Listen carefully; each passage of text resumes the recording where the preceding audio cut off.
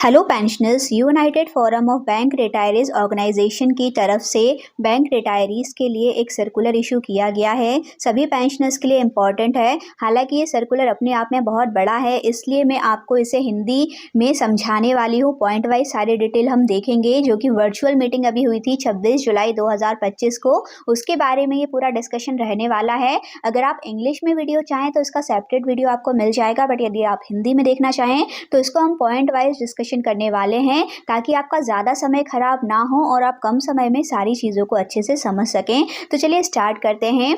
ये जो सर्कुलर है वो है रिगार्डिंग मीटिंग, जो कि हुई है 26 जुलाई 2025 को। डियर सर, जैसे कि जो सर्कुलर अभी इशू हुआ था इनका 23 जुलाई 2025 को, उसके रिगार्डिंग यहाँ पे इन्होंने बताया है कि 26 जुलाई 2025 को मीटिंग कंडक्ट की गई थी। इसमें 5 कॉन्स्टिट्यूएंट ऑर्गेनाइजेशन के 9 रिप्रेजेंटेटिव ने पार्टिसिपेट किया था। मीटिंग की प्रिसाइडिंग श्री SM देश पांडे जी ने की है। मीटिंग में नीचे दिए गए इश्यूज को डिस्कशन किया गया है और डिसीजंस भी लिए गए हैं। तो क्या है वो सब हम देखेंगे। पॉइंट ए, कन्वीनर के प्रपोजल पर national front of retired regional rural bank staff को UFBRO ने एक कॉन्स्टिट्यूएंट के रूप में एक्सेप्ट किया गया है। उसके जनरल सेक्रेटरी श्री सैयद खान को जॉइंट कन्वीनर नॉमिनेट किया गया है। श्री खान ने RRB स्टाफ रिटायरीज के स्ट्रगल्स को शेयर किया है, जैसे कि कमर्शियल बैंक के बराबर पेंशन बेनिफिट की डिमांड। उन्होंने अपने फुल सपोर्ट का अश्योरेंस दिया है।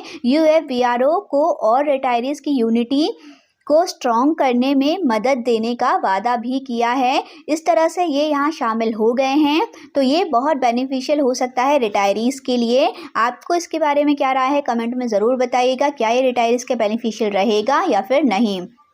पॉइंट नंबर बी, सितंबर 2024 से मई 2025 के बीच जो पहला एक्शन फेज प्रोग्राम हुआ था उसकी परफॉर्मेंस रिव्यू की गई।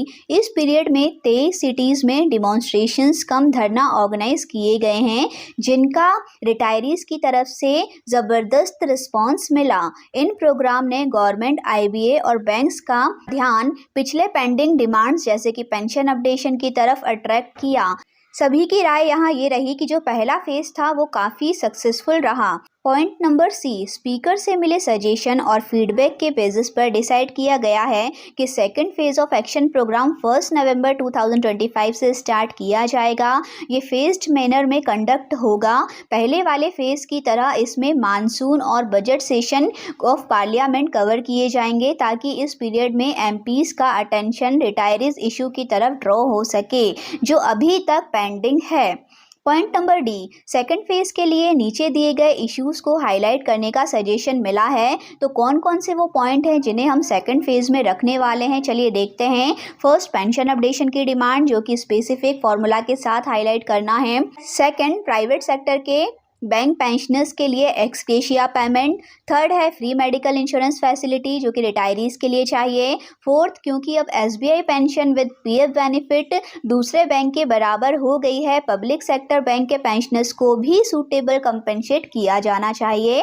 फिफ्थ है UFBRO को एक्शन प्रोग्राम लॉन्च करने चाहिए, ताकि 2010 के बाद ज्वाइन करने वाले एम्प्लॉयज़ के लिए भी ओल्ड पेंशन स्कीम वापस लाई जा सके NPS के बदले।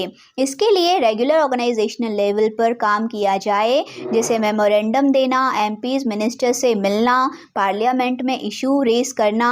इस पर एक डिटेल्ड स्टडी की जाएगी। सिक्स्थ है रिटायरीज इशू के रिजोल्यूशन के लिए सेंट्रल गवर्नमेंट ट्रिब्यूनल इस्टेब्लिश करने की डिमांड उठाना। इसके लिए डिटेल्ड बैकग्राउंड पेपर बनाए जाएंगे। तो ये थोड़ा सा समय ले लेगा।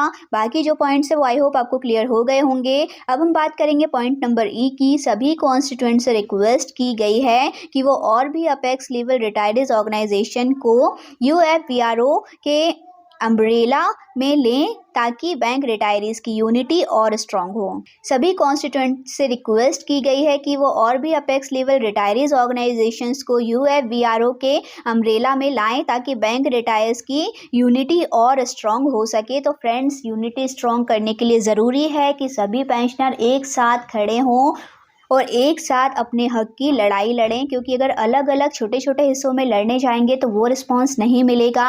जब एक साथ बड़े लेवल पर लड़ाई लड़ी जाएगी तो उसका जो रिस्पॉन्स मिलेगा वो एक अलग ही लेवल का रहेगा। आपकी इसके बारे में क्या राय है कमेंट में ज़रूर बताइएगा कि किस लेवल पे आगे की लड़ाई लड़ी जानी चाहिए। सो फ्रेंड्स, ये जो मीटिंग हुई है वर्चुअल, उसमें सारे पॉइंट्स डिस्कशन हुए हैं, तो आई होप आपको सारे पॉइंट्स अच्छे से क्लियर हो गए होंगे। क्योंकि सर्कुलर बड़ा था इसलिए मैंने इसे सिर्फ एक लैंग्वेज में यहाँ कवर किया है। बाकी जो भी इसे इंग्लिश में देखना चाहें उसके लिए सेपरेट वीडियो आपको मिल जाएगा। सो फ्रेंड, जैसे कि हम पेंशनर से रिलेटेड अपडेट्स लेकर आते रहते हैं, यदि आप पेंशनर हैं या आपकी फैमिली में कोई पेंशनर है तो हमारे चैनल को, हमारे इस पेज को लाइक सब्सक्राइब ज़रूर कर लीजिएगा ताकि ऐसी सारी इन्फॉर्मेशन आपको मिलती रहे। So warm greeting from SC Jain UFBRO convener. Thank you for watching.